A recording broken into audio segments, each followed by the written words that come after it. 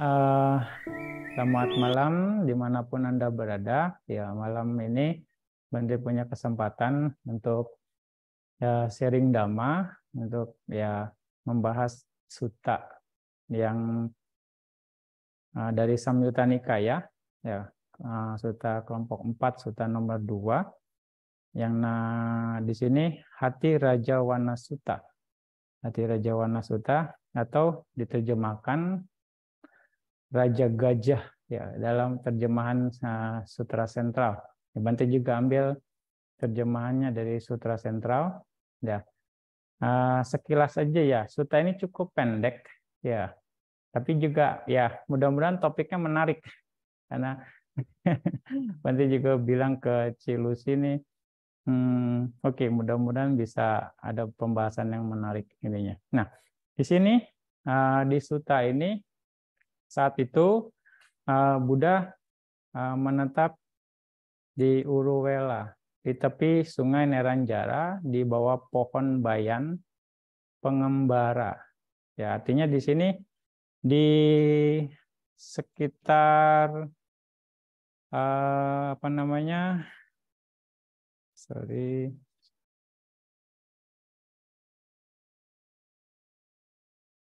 Pohon beringin Ajapala ya. Artinya kalau dilihat dari ini adalah minggu kelima. Minggu kelima setelah Buddha pencerahan, mencapai kebudahannya. Nah, saat itu ya, Sang Buddha, Sang Bhagawa duduk di dalam ruangan terbuka, di dalam kegelapan yang mana hujan turun gerimis dikatakan.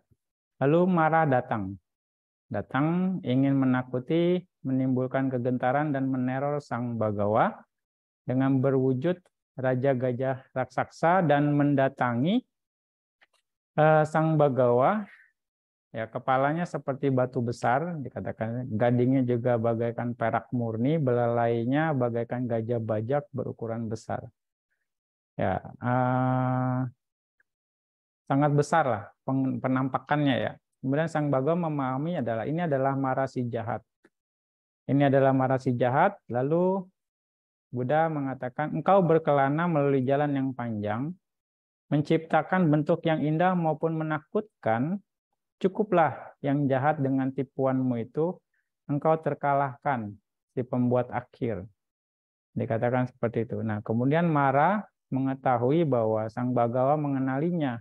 Ya, yang sempurna mengenaliku, merasa sedih dan kecewa, ia lenyap dari sana. Nah, ini adalah mungkin pertama kali Mara mulai mengganggu Buddha.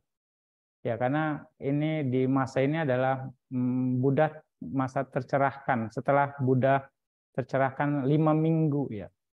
Nah, artinya setelah 7 tahun lah, mau dikatakan Mara coba untuk mencari kesalahan Buddha, artinya Buddha tidak ada kesalahannya. Nah, salah satunya ini bisa dikatakan. Nah, di sini yang mau Bante angkat adalah ketika Buddha tinggal di sini adalah di Uruwela ini, Buddha artinya di minggu kelima. Ya, Buddha setelah pencerahan, Buddha berdiam atau menetap di 7 tempat. Dan satu tempat itu Buddha diam selama 1 minggu. Ya, selama 1 minggu. Nah, ya, kalau Anda pernah ke India, ke Bodh Gaya, ya Anda akan bisa mengetahui letak dari 7 minggu atau 7 titik di mana Buddha berdiam selama 1 minggu dalam satu titiknya, di satu tempatnya. Nah, yang pertama adalah Buddha berdiam di Palangka Sattaha, artinya di singgasana, di titik singgasana. Artinya di titik singgasana ini di mana Buddha mencapai pencerahan. Ya, ini titik yang pertama. Ya, di sana Buddha berdiam di dalam jana keempat. Lalu yang menghasilkan di mana dengan dasar dari atau landasan dari jana keempat, Buddha melakukan vipassana, lalu akhirnya menembus, artinya mengarahkan kepada arahata pala, dan isinya menikmati kedamaian, memegang nibbana sebagai objek, ya, di sana. Nah, dan terus Buddha menikmati pala samapati, dan juga di sana pun Buddha merenungkan paticca samuppada. Ya, paticca samuppada mau dari misalnya dari awal sampai akhir, atau akhir dari dan awal. Jadi bolak-balik perenungan paticca samuppada di minggu pertama ini. Dan juga di sini juga tercetus syair dari yang biasa mungkin Anda sudah tahu, yaitu Aneka Jati. Aneka Jati sansaran sanda wisam ani bisam. Gahakarang gawe santo duka jati puna puna. Gahakaraka ditosi puna gehang nakahasi. Sabate pasuka bagaga kutang wisengkatang.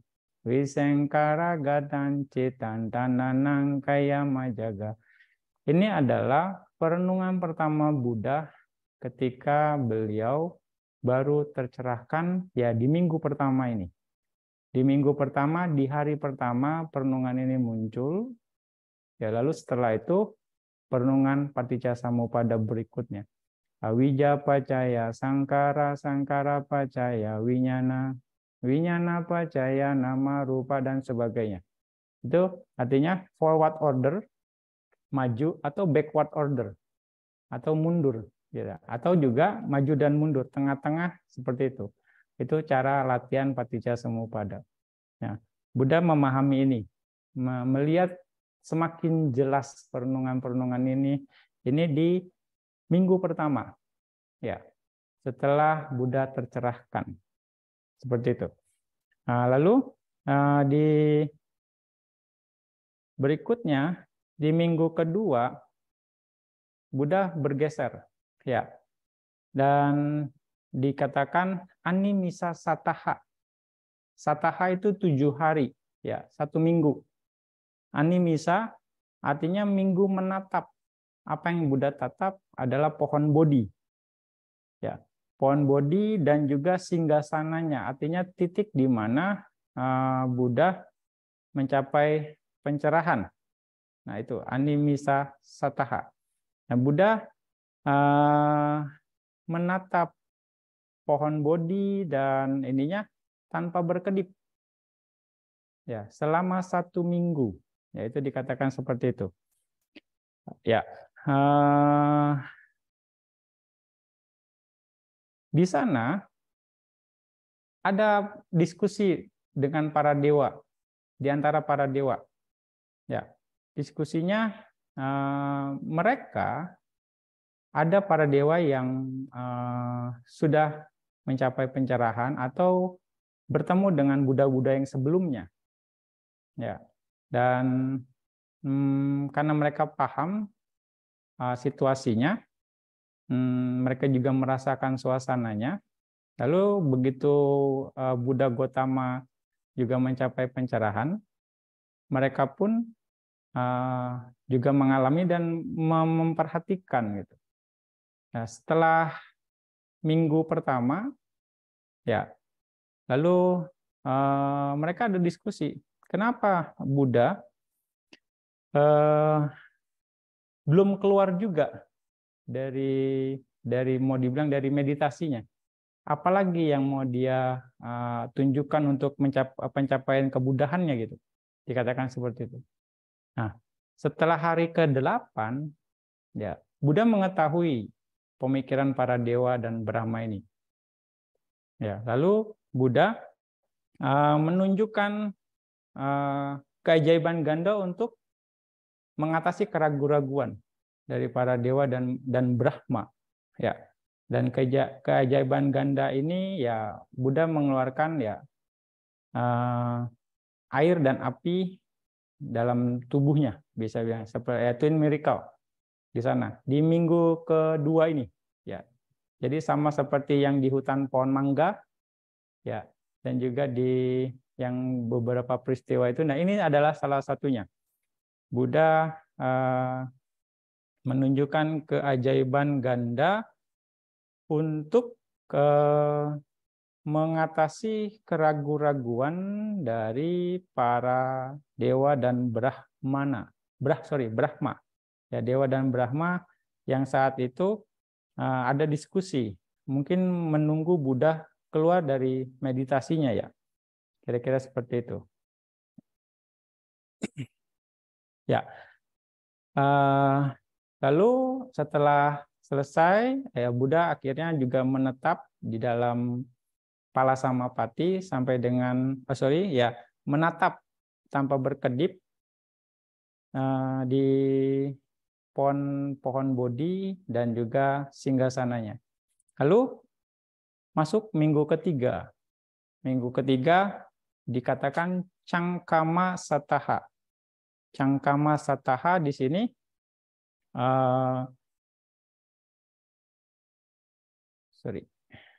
Cangkama Sataha, Buddha berjalan, ya, berjalan naik turun di jalan permata, dikatakan di jalan permata, yang diciptakan oleh dewa dan Brahma, yang mana panjangnya itu membentang dari timur ke barat selama 7 hari.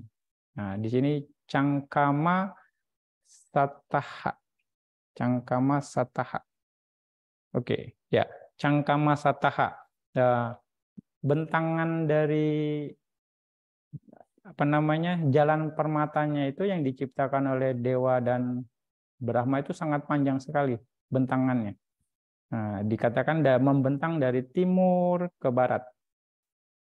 Lalu yang keempat, minggu keempat itu adalah Ratanagara Sataha, rumah emas. Nah, di sini Buddha merenungkan Abhidhamma. Ya, merenungkan Abhidhamma di Ratanagraha itu, di Ratanagara. Ini kebalik bahasa Indonesia graha, ya, ini gara secara ininya. Ratanagara. Yang mana itu ciptaan dari para dewa dan Brahma. Nah, di sana Buddha merenungkan Abhidhamma. Di sana diawali oleh perenungan sila, samadhi, dan panya sesungguhnya. Ya, karena Buddha melihat dengan kemahatauannya bahwa para manusia, dewa, dan Brahma ketika mereka merenungkan sila, samadhi, dan panya itu dapat mencapai magga, pala, dan nibbana. Ya. Jadi di sana Buddha mengecek juga dan mereka bisa ada peluang untuk mencapai magga, pala, dan nibbana. Nah, di sini menurut Jinalangkaratika dikatakan bahwa ya perenungan silanya ya winaya gitu kan.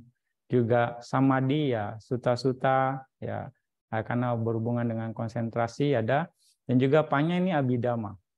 Ya, jadi terus direnungkan sampai Buddha perenungan Abhidhamma.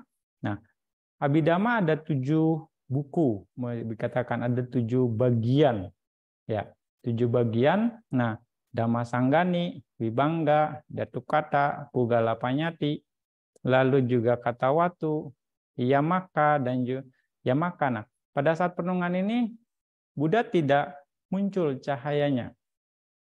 Ya, Buddha tidak muncul cahayanya, hanya setelah Buddha merenungkan Patana, di sana muncul cahaya di tubuhnya Buddha, yang mana Buddha bisa mengeksplor perenungannya itu tanpa batas, ya, dengan berbagai cara. Akhirnya mau dikatakan semua unsur-unsur di tubuhnya bergerak, misalnya aktif, dan tubuhnya menjadi terang karena darahnya juga dikatakan menjadi cerah, tubuhnya menjadi terang. Akhirnya cahaya muncul di dalam dari dalam tubuhnya Buddha. Dikatakan sebesar rumah atau bisa ada yang mengatakan sebesar gunung, cahaya itu memancar. Begitu luar biasanya. Dan itu menyebar ke segala penjuru arah, tidak terhingga batasannya. Ya, dikatakan seperti itu. Itu adalah di minggu keempat ya. Minggu keempat, ya makanya cahaya-cahaya itu akhirnya ya sekarang yang dikenal sebagai bendera Buddhis. Ya, cahaya yang dihasilkan di minggu keempat di Ratana Gara Sataha ini sendiri. Yaitu bagian dari cahaya yang dihasilkan oleh Buddha di minggu keempat yang menjadi simbol bendera Buddhis ya. Kira-kira itu. Lalu di minggu kelima, nah di bawah pohon bayan Ajapala ya, pohon beringin ya, sejenis beringin ya, pohon bayan ini Ajapala. Nah, ini adanya di timur pohon Bodhi, di sebelah timur pohon Bodhi yang sekarang ini posisinya. Nah, dan di sana Buddha memasuki Palasamapati di bawah pohon bayan itu sendiri. Nah, kenapa dibilang Ajapala? Karena banyak kambing yang berkumpul di sana. Ya, artinya banyak penggembala kambing yang berkumpul di sana, makanya kawanan kambingnya itu pohonnya itu jadi tempat berlindung ya, tempat berteduh mereka ya untuk ya beristirahat, untuk makan mungkin ya. Seperti itu. Oke, dibilang Ajapala. Tempat berkumpulnya penggembala dan kawanan kambing itu sendiri. Nah ada yang menarik. Sebenarnya bukan hanya Mara yang saat itu menggoda Buddha ya di bawah pohon Ajapala ini. Ya, karena sutta ini mengatakan seperti itu di bawah pohon bayan ya Mara mengganggu. Nah, di sini juga ada kejadian yang mana ada seorang Brahmana yang angku, yang kasar. Ya, Brahmana yang angku, yang kasar, yang akhirnya dia juga nggak, mungkin etikanya kurang bagus lah. Dan dia bicara suka hatinya. Nah, akhirnya dia mendekati Buddha, lalu berbincang-bincang, lalu saling menyapa, dan sang Brahmana ini mengatakan kebajikan apa yang membuat seorang Brahmana menjadi Brahmana yang sesungguhnya di dunia ini. Ya, dia membuka percakapan seperti itu. Apa yang diperlukan sebagai seorang yang mulia. Nah, dikatakan seperti itu. Nah, Buddha tahu bahwa orang ini nggak akan bisa mencapai apa-apa setelah dia membabarkan dhammanya. Walaupun akan diberikan 4 kebenaran mulia. Karena apa? Dia nggak siap secara mental. Dia nggak siap secara mental untuk bisa menerima dhamma. Ya, ini penting informasi ini untuk dipahami ya. Menarik sekali bahwa untuk mendengarkan dhamma sendiri harus kesiapan mentalnya ada. Kita harus mempersiapkan mental kita dengan baik sehingga kita bisa menyerap dhamma itu sendiri. Ya, bisa menyerap dhamma itu sendiri. Walaupun dikatakan mendengarkan dhamma yang terdalam atau yang paling bagus sekalipun, kalau mental kita nggak siap, ya kita tidak akan dapat mengerti esensi dari dhamma itu sendiri. Ya makanya di dalam sutta yang lain, ya khususnya di Alagadupama Sutta, dikatakan bahwa mendengar dhamma, praktek belajar dhamma itu harus mengerti esensinya. Ya, mengerti esensi dari dhamma yang diajarkan oleh Buddha itu sendiri. Ya, kalau tidak mengerti, Anda tidak akan dapat manfaat. Makanya belajar Dhamma bukan misalnya dikatakan lebih lanjut di sana tidak untuk berdebat, tidak untuk saling menyerang atau bagaimana. Nah, tapi ya balik lagi untuk dipraktekkan, untuk dimengerti, dipahami, lalu dipraktekkan, lalu ditembus, bisa dikatakan. Nah, seperti Brahmana ini, dia tidak siap secara mental untuk mendengarkan Dhamma. Buddha mengetahui itu. Ya.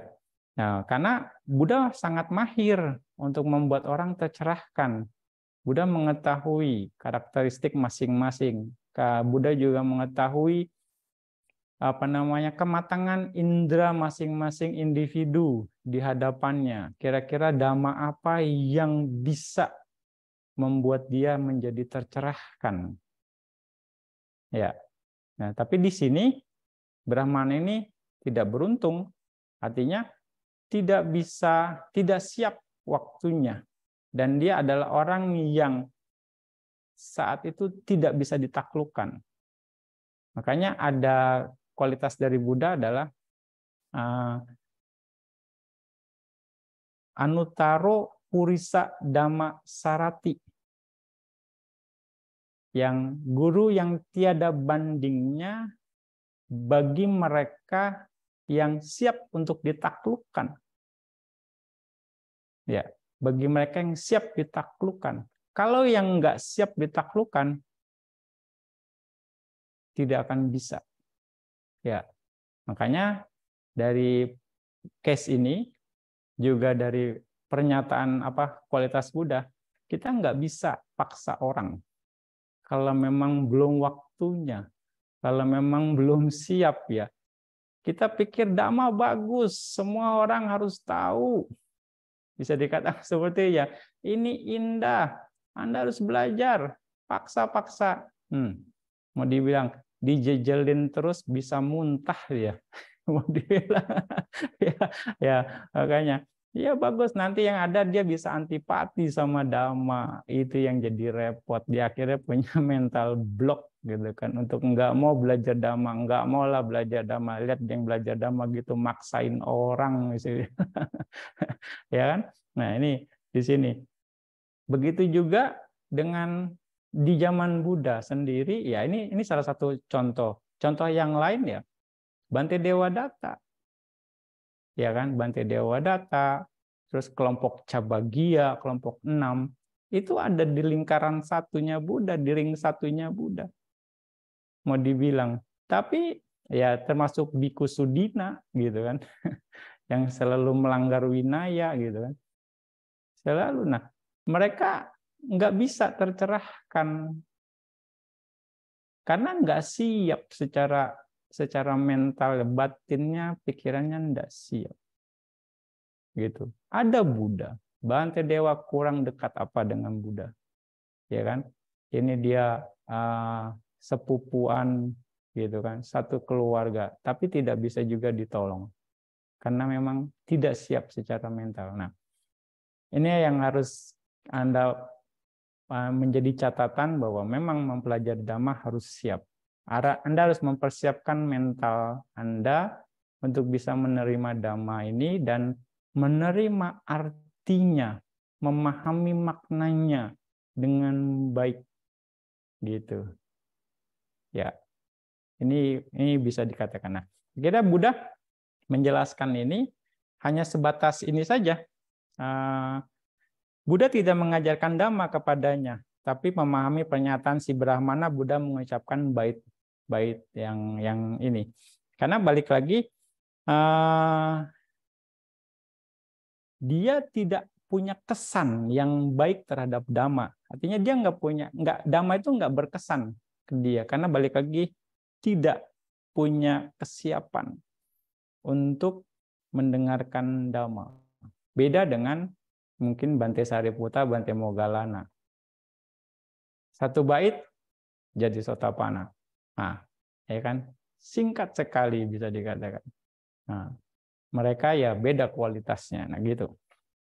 Nah, artinya Buddha hanya mengatakan bahwa akhirnya hanya secara general mengatakan yo Brahmano bahita papadamo nihun hungko nikasawo yatato Wedantagu Pusita Brahmacharyo Damena So Brahma Wadang Wadeya Yasu Sadan Nati Kuhinciloke.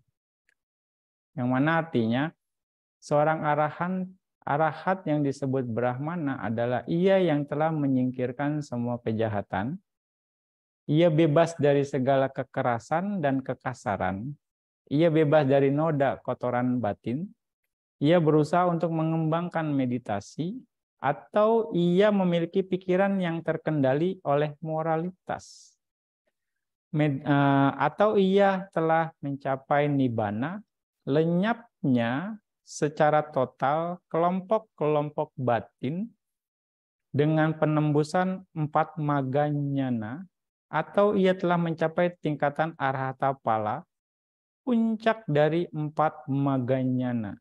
Ia mempraktekkan latihan mulia, jalan menuju nibbana. Di dunia ini, di mana segalanya timbul dan lenyap, tidak ada satupun dari 5 kejahatan yang muncul atau usada dari salah satu objek indranya, yaitu nafsu, ragu sudah, kebencian, dosa sada, kebodohan, kesombongan, pandangan salah.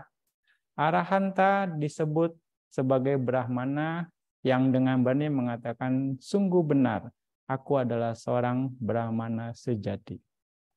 Nah itu. Jadi hanya mengatakan seperti itu. Jadi yang dibilang Brahmana itu memang yang sudah terbebas dari kekotoran batin kira-kira. Yang sudah merasakan nibbana, mencapai arahat. Itu yang dibilang Brahmana. Jadi Buddha hanya memberikan pernyataan secara umum. Ya, tidak memberikan dhamma sekali lagi. Nah, ya secara ini ya seorang Brahmana bebas dari kejahatan, bebas dari kekerasan dan kekasaran, bebas dari noda kotoran batin, pengendalian diri melalui moralitas, pencapaian nibbana, telah menjalani praktek mulia, dan juga tidak munculnya 5 kejahatan atau usada. Ya, semoga Anda semua mengarah ke sana ya. Semoga Anda semua bisa merealisasi ini semua, menjadi seorang Brahmana gitu. Ya, itu. Nah, oke. Nanti lanjut di minggu ke-6 ya. Minggu ke-6 ya minggu di Danau Muchalinda. Ya, nanti kita ini lanjutin yang di sutanya ini. Lalu minggu ke-6 di Danau Muchalinda. Ya, itu dibilang Muchalinda Sataha. Ya. Nah, di sana ketika Buddha berdiam di sana dalam Palasamapati, ya hujan selama 1 minggu. Hujan selama 1 minggu tidak berhenti-berhenti. Artinya hujan itu di luar musimnya ya, di luar musim hujan. Dan ada 2 ciri ketika hujan besar yang bukan musimnya, ada 2 ciri. 1, Raja dunia muncul, atau seorang Buddha muncul. Ya, saat itu. Dan ini adalah ya seorang Buddha muncul, maka hujan terus selama 7 hari tidak berhenti. Ya, dan Dewa Naga mengetahui ini, ciri-ciri ini hujan yang enggak normal bisa dikatakan. Hujan ini enggak normal gitu. Ini pasti ada sesuatu. Ya.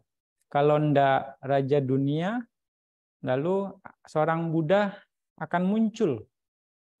Akhirnya kalau seperti itu, saya akan coba cek ya tempat di mana ya kemunculan ini. Akhirnya dia melihat Buddha sedang bermeditasi. Lalu dia bisa saja ya saat itu dia dengan kekuatannya mau menciptakan istana untuk melindungi Buddha yang sedang bermeditasi supaya tidak kena hujan. Artinya melindungi Buddha. Tapi dia nggak mau melakukan itu. Karena ya mungkin dia pikir nggak ada manfaatnya. Akan lebih bermanfaat kalau saya yang melayani Buddha sendiri. Dikatakan seperti itu. Kalau saya melayani Buddha saja, akhirnya ya dia membuat tubuhnya menjadi lebih besar dan akhirnya melilit tubuh Buddha supaya melindungi dari air hujan itu sendiri. Jadi besar ya, kepalanya dia memayungi Buddha dan juga melindungi dari serangga dan binatang-binatang yang lain. Akhirnya dia membuat dirinya sendiri yang menjadi pelindungnya. Ya, dikatakan seperti itu. Nah, akhirnya ya, itu di minggu ke-6 di Danau Muchalinda. Di Danau Muchalinda. Lalu yang minggu ke-7 adalah di pohon Rajayatana. Nah, di sana juga Buddha tinggal selama 1 minggu ya. Selama 1 minggu menetap di sana. Memasuki Nirodha Samapatti.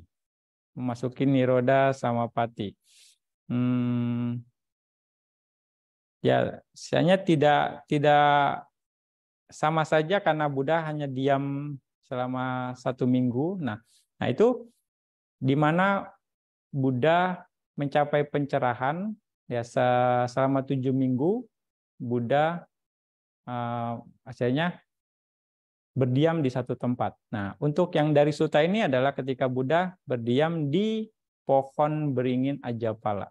Ya, di minggu ke-5. Kalau Anda bisa Anda bisa cek ya di sana. Nah, di pohon Raja Ajapala. Dan dikatakan ya Mara selalu kalah. Buddha selalu mengetahui bahwa Mara mengganggu saat itu. Dan Mara selalu terkalahkan oleh Buddha. Tidak bisa sembunyi dari Buddha, bisa dikatakan. Nah, saat itu juga lebih lanjut lagi ya, di minggu ke-5 ini bukan hanya menggoda ini, tapi di sumber yang lain yang mengatakan juga, apa sih yang Anda mau? Kenapa sih Anda istilahnya berdiam di dalam hutan yang sepi ini? Apakah Anda lagi sedih? Ya, Mara coba menggoda. Apakah Anda lagi sedih? Apakah Anda kehilangan harta yang banyak gitu, ratusan yang tak ternilai? Apakah Anda menginginkan kekayaan? Ya, Mara coba menggoda. Apakah Anda melakukan suatu kejahatan makanya lari ke sini gitu? Ya, saat itu juga ada sumber teks yang lain juga mengatakan seperti itu. Nah, kenapa di sini Anda nggak bergaul dengan yang lain? Nah, Buddha mengatakan bahwa saya sudah mencabut dan menghancurkan semua penyebab kesedihan. Saya tidak akan melakukan kejahatan sekecil apapun karena terbebas dari segala kekhawatiran. Aku tenggelam dalam 2 jana. Aku telah memotong keinginan akan kelahiran. Aku tidak memiliki kemelekatan apapun. Aku tetap berbahagia ya dalam bentuk 2 jana, dikatakan. Tidak seperti engkau pikirkan, aku bukan datang ke sini karena kesedihan yang disebabkan oleh kehilangan kekayaan atau karena keserakahan. Ya, kalinya ya Buddha Mara saat dia di sutta ini mengatakan dia menakut-nakuti. Ya, Buddha bebas dari ketakutan. Buddha tidak memiliki ketakutan lagi. Karena ya Buddha memiliki kualitas arahang yang mana terbebas dari kekotoran batin, yang sudah jauh dari kekotoran batin. Gitu. Jadi tidak akan terganggu oleh kondisi-kondisi tersebut. Dengan tenang tetap bertahan. Ya. Jadi Buddha tidak memiliki kemelekatan terhadap objek-objek kekayaan, ya seperti emas, perak dan lain-lain, dan juga jubah atau pokoknya semua materi. Ya, ini milikku seperti yang lainnya. Tidak, aku bukanlah seorang yang berkata ini milikku. Oh Mara, anggaplah aku seorang yang demikian, karena aku telah meninggalkan 3 alam kehidupan yang mana saya sudah terbebas dari pengaruh Anda. bisa dikatakan seperti itu. Buddha mengklaim. Nah, Mara coba selalu mencoba mengganggu Buddha. Oke, kalau kayak gitu, kalau Anda sudah terbebaskan, pergi sendiri, kata Mara. Jangan ajak-ajak yang lain gitu. Ya, terus Buddha diprovokasi gitu. Udah nikmatin aja sendiri. Ya. Jangan ajak-ajak yang lain, artinya jangan ajarkan dhamma ke yang lain gitu. Udah nikmatin sendiri saja. Biar saya masih punya banyak pengikut lah kira-kira gitu ya. Karena kalau diajak Anda, saya nggak tahu, nggak bisa cari mereka gitu. Nah, mengapa engkau mengajarkannya kepada yang lain gitu? Akhirnya, Buddha katakan, Mara, sekeras apapun engkau berusaha menghalangi aku akan tetap mengajarkan kepada makhluk lain jalan benar menuju nibbana. Jika aku diminta untuk mengajarkan jalan benar dan nibbana, bebas dari kematian oleh dewa, manusia, dan Brahma yang ingin mencapai nibbana atau pantai seberang. Gitu. Nah, akhirnya Mara udah kehilangan akal. Buddha sangat kuat sekali keyakinannya di jalan ini, teguh sekali. Akhirnya Buddha mengaku kalah. Dia mengaku kalah dengan apa yang telah Buddha declare, mau dibilang. Dia akan tetap mengajarkan Dhamma. Ya, akhirnya Buddha bernama Gotama, keturunan raja besar terpilih Mahasamata. Sebuah perumpamaan bagaikan, ya artinya ya Buddha bernama Gotama, keturunan raja besar sudah terpilih. Ya, akhirnya Mara mengklaim itu, mendeklar itu. Dia mengaku kalah. Ibaratnya saya ini seperti burung gagak, bodoh, kelaparan, yang melompat ke 8 penjuru, mengelilingi butir batu yang mirip sebongkah lemak, dan mencoba merobeknya dengan paruhnya. Karena berpikir bahwa ia akan memperoleh lemak dan daging yang lembut yang rasanya pasti sangat lezat.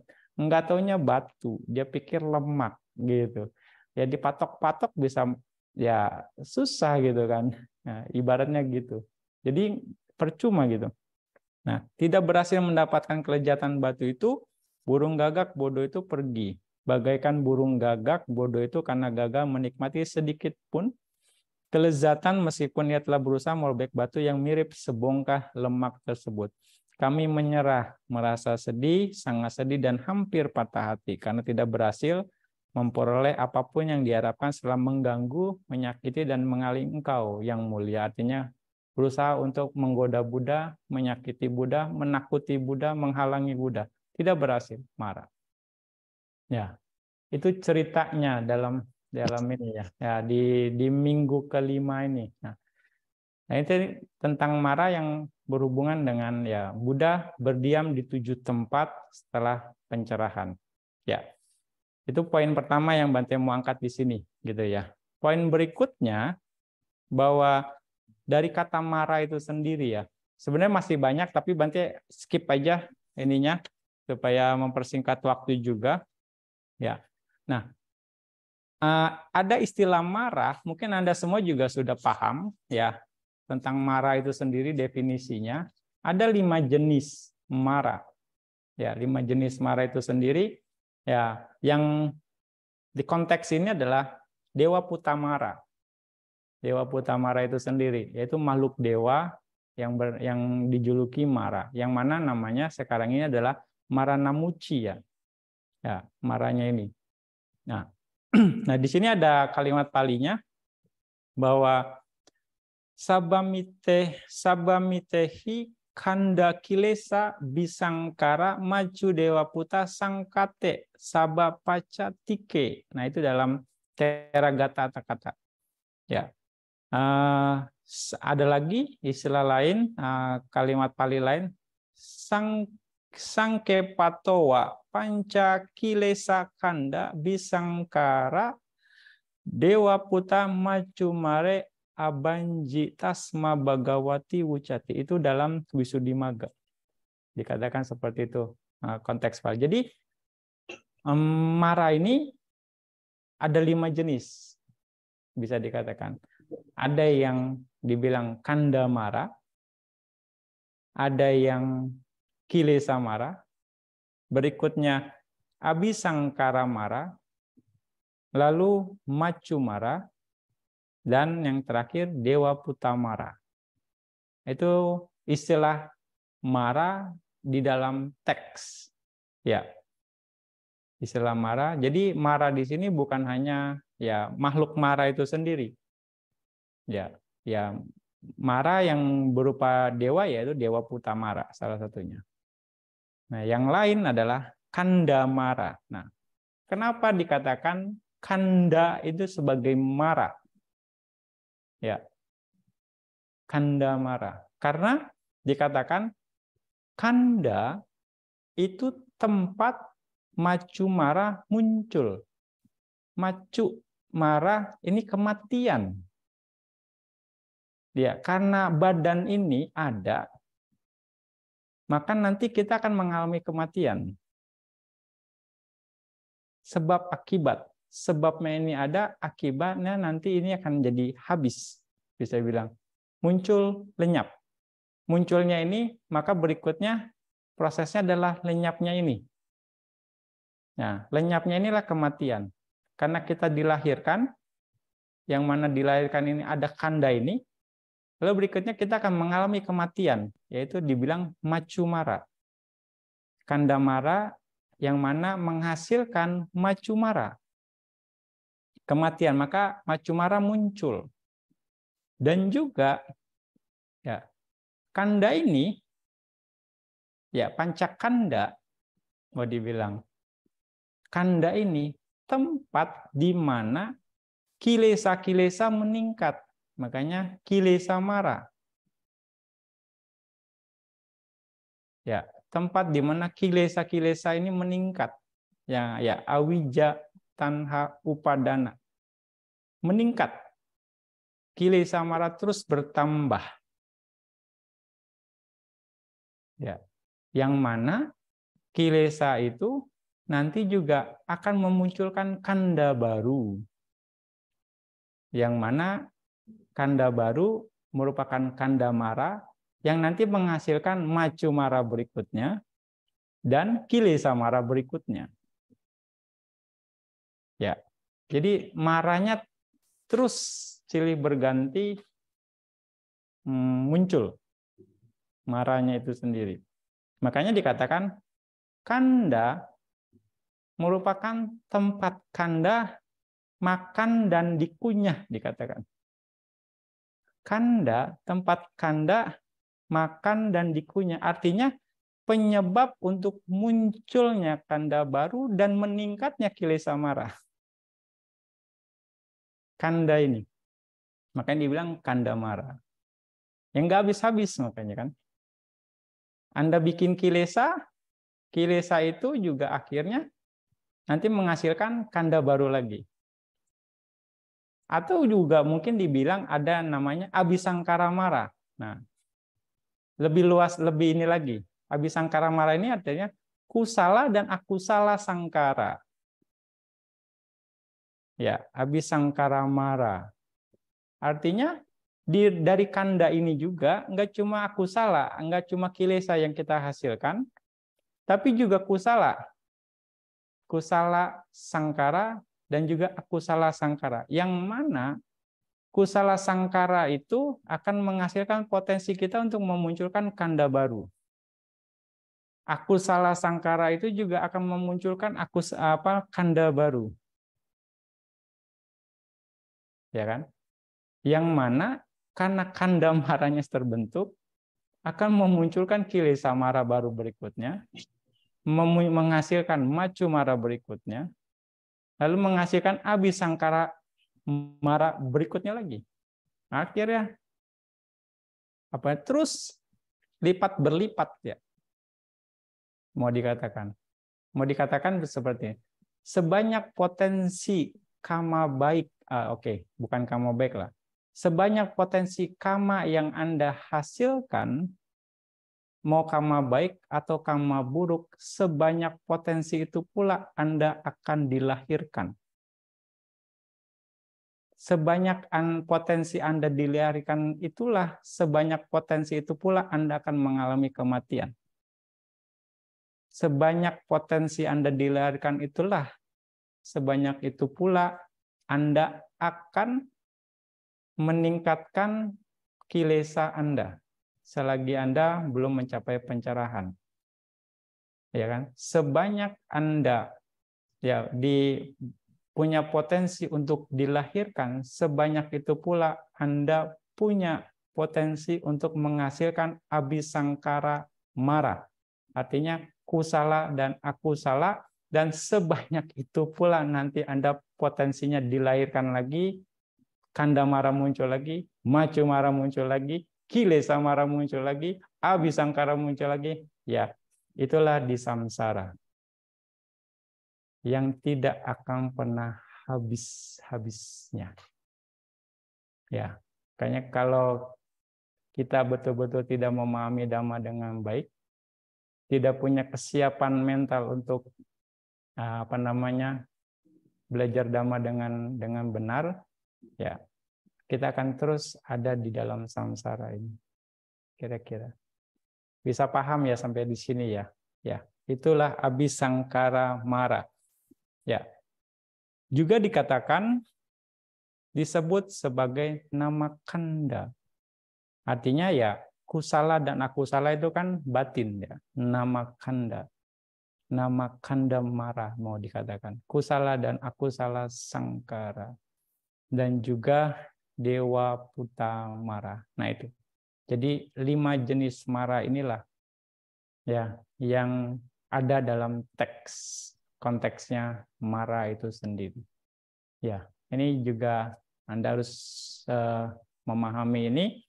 Ya, oke. Dari topik ini rasanya cuma 2 topik ini yang Bante mau angkat di dalam sutta ini, karena Bante juga cari-cari apa lagi yang menarik untuk dibahas gitu. Akhirnya dapat 2 topik ini. Ya, semoga ya penjelasan Bante ya cukup bikin Anda jelas tentang mara, dan juga yang berhubungan dengan sutta ini, yang di mana sutta ini di mana Buddha ada di minggu kelima, ya minggu kelima setelah Buddha pencerahan, ada di di bawah pohon Bayan Ajapala gitu ya, kira-kira seperti itu. Oke, Bante rasa ya penjelasan Bante untuk malam ini cukup ya untuk sutta ini. Semoga bermanfaat untuk perenungan Anda ya. Semoga Anda juga bisa, kita semualah bisa mengalahkan mara seperti yang Buddha lakukan dengan mempraktekkan, dengan terus berusaha mempraktekkan Dhamma dengan benar, dan kita harus semoga juga kita punya kesiapan mental ya untuk bisa mempersiapkan mental kita dengan benar supaya kita siap untuk mendengarkan Dhamma, sehingga kita memperoleh manfaat yang lebih baik ketika kita mendengarkan Dhamma itu sendiri, sehingga kita bisa menembus Dhamma yang kita dengarkan dan kita praktekkan. Sadhu, sadhu.